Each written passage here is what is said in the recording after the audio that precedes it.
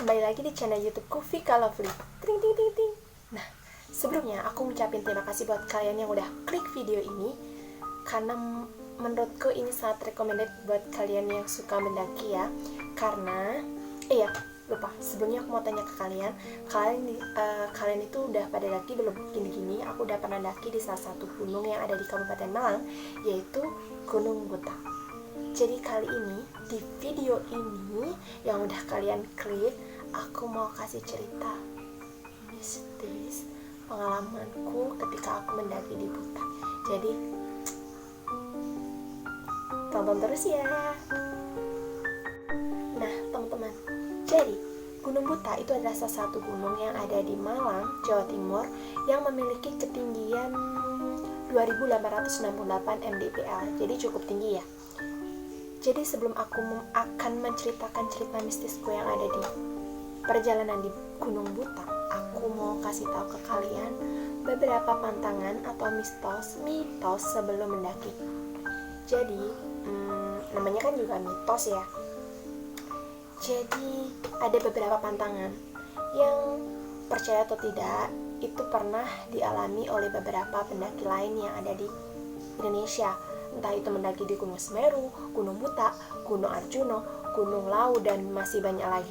Jadi, ada beberapa pantangan, diantaranya itu jangan pernah mengeluh ketika kalian di perjalanan. Kayak, kok nggak sampai-sampai sih? Terus kita berkata-kata kotor lah gitu. Kemudian, jangan mendaki dengan jumlah ganjil. Ya, memang ganjil itu kan diartikan sebagai jumlah yang tidak baik di kalangan orang Jawa. Jadi percaya atau tidak, emang jangan sih, sebaiknya kita menghindari pendakian dengan jumlah anggota yang ganjil. Kemudian jangan mengambil apapun. Misal kita mengambil ada kayak batu bersejarah atau apapun itu yang bukan milik kita. Karena apa? Karena apapun yang bukan milik kita, kita ambil dan itu berada di tempat yang tidak pernah terjamah oleh orang lain. Misalnya gunung, kan jarang ya terjamah oleh orang lain. Jadi itu sangat-sangat berbahaya. Kemudian, khusus cewek, saat mendaki jangan sampai kalian berada dalam posisi haid atau menstruasi. Karena apa? Karena kan jika haid itu biasanya pikirannya tuh kacau, habis itu lebih lelah dalam mendaki, dan biasanya itu bisa mengundang para setan. Semua jadi merinding. Kemudian selain itu kalian juga tidak boleh menangkap hewan ataupun menangkap hewan-hewan yang ada di sana. Misal ada kayak burung lucu terus kalian ambil untuk kalian bawa pulang, itu sangat-sangat tidak dianjurkan. Oke, next, setelah ini aku mau kasih cerita langsung tentang kisah mistisku di perjalanan Gunung Buta. Jadi stay tune terus di video ini. Nah teman-teman, jadi aku mau langsung cerita aja ya pengalaman mistisku ketika aku mendaki di Gunung Buta. Jadi waktu itu aku tuh berangkat dengan teman-teman kakakku. Jadi aku, kakakku, dan ketiga temen kakakku. Jadi totalnya ada 5. Yap, itu ganjil guys. Jadi waktu awal perjalanan kami tuh kayak udah ngerasa nggak enak gitu ya, tapi ya udahlah tetap dilanjutin sholawat gitu. Saat di pertengahan jalan itu udah asar, jadi kita sholat asar dulu, habis itu kita lanjut lagi. Nah saat kurang berapa ya, 500 meteran dari Sabana, itu kan di Buta itu kita melewati kayak jurangnya itu ya nggak terlalu dalam banget gitu ya. Jadi kayak jalannya itu kecil banget dan itu dalam keadaan maghrib dan gelap. Jadi tiba-tiba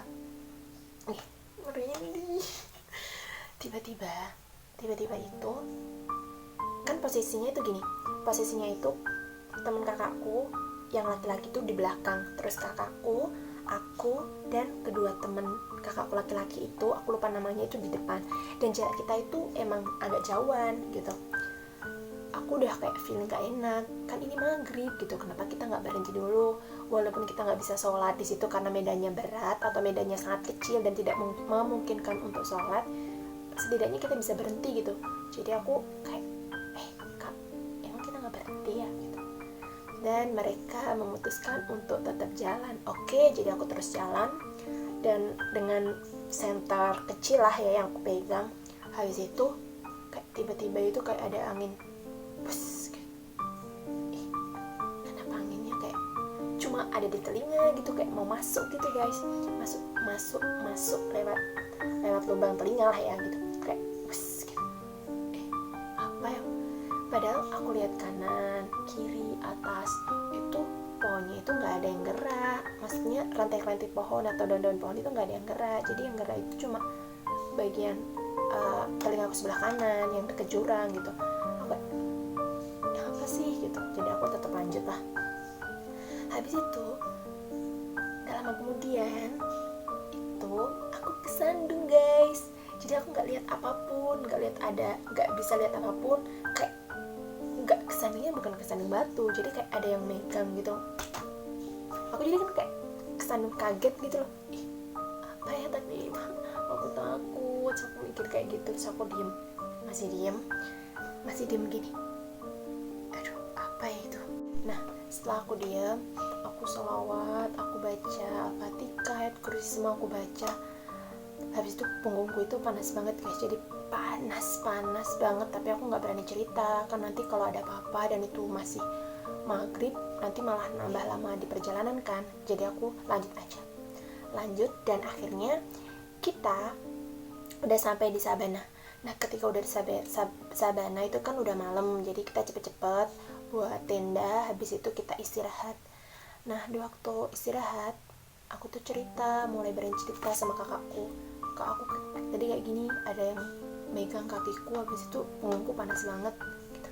Dan kakakku itu nggak cerita apa-apa, cuma diam dan tersenyum guys. Jadi aku kayak, emang gini ya kalau pertama kali naik gunung gitu. Jadi aku tambah takut, nggak berani buang air kecil, nggak berani buang air besar, nggak berani kemana-mana, cuma diem aja. Kalau lapar cuma nongolin kepalaku di luar tenda. Habis itu setelah paginya kita kan udah menuju ke puncak. Nah kita muncak, terus kita ambil foto-foto, terus kita turun.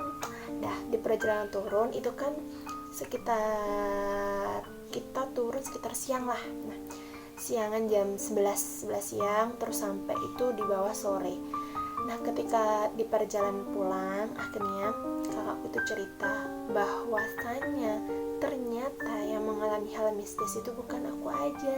Jadi kakakku itu juga mengalami kayak ada yang gitu, kayak ada yang bernapas tapi lelah gitu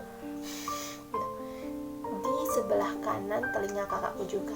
Jadi fix itu apa guys, kalau manusia itu nggak mungkin karena kita jaraknya itu jauh-jauh. Dan kakak tuh bilang kayak emang ada orang yang bernafas kayak gitu jadi ketawa kayak gitu. Jadi emang menurutku ketika kita di perjalanan saat maghrib itu lebih baik itu segera menghentikan perjalanan saat mendaki, karena hal-hal buruk itu, hal-hal mistis akan datang seperti apa yang aku alami guys. Jadi aku merinding, dan ini di kos sendirian guys. Jadi kayak gitu cerita mistisku. Jadi emang banyak sih cerita-cerita mistis di luar sana yang dialami oleh para pendaki gunung. Dan pokoknya yang paling terpenting, kita itu harus yakin bahwa derajat manusia itu lebih tinggi daripada setan. Itu yang pertama. Yang kedua, ketika kita diganggu-ganggu hal-hal mistis, ketika kita berada di perjalanan mendaki, lebih baik kita itu membaca, bagi orang Islam ya, kita membaca sholawat, membaca ayat kursi, membaca surat An-Nas, Al-Ikhlas, Al-Falak, segala ayat-ayat suci Al-Quran kita baca. Insya Allah kita akan tetap safety dan kita tidak sampai kesurupan dan hal-hal buruk lah yang tidak kita inginkan. Jadi gitu guys. Nah, jadi itulah cerita mistisku di perjalanan Gunung Buta. Jadi buat teman-teman di sini yang belum pernah mendaki, kalian harus siapin mental, siapin segala hal yang kalian butuhin, kalian harus yakin, gak boleh takut. Sebenarnya mendaki itu sangat menyenangkan, apalagi ketika kita di perjalanan terus kita itu bisa sampai puncak, itu kayak semua kecapean, kelelahan kita itu terbayarkan guys. Jadi aku seneng banget bisa mendaki di Buta. Semoga teman-teman yang lainnya juga bisa mendaki dan bisa merasakan kenikmatan kita menikmati ciptaan Tuhan di atas puncak gunung. Dadah, assalamualaikum.